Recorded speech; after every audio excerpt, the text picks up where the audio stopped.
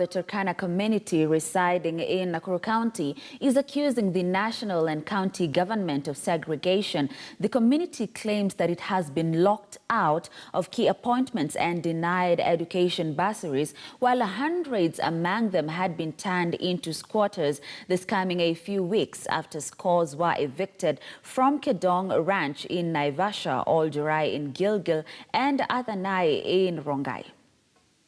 Kuna mashamba katika Nakuru County. Tunaomba kwa sababu Rongai kuna mashamba na kuna Turkana ambayo ni squatters.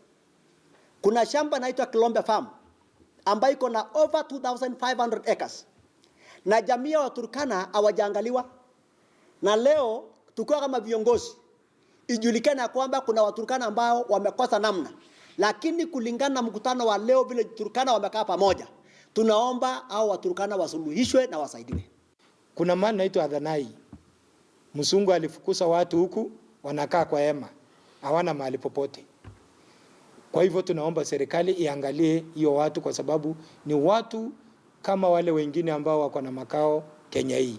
Baada ya kutupa kura tunarudi manyumbani, lakini wengine ndio wanatambuliwa. Hata MCA peke yake hatujaipewa.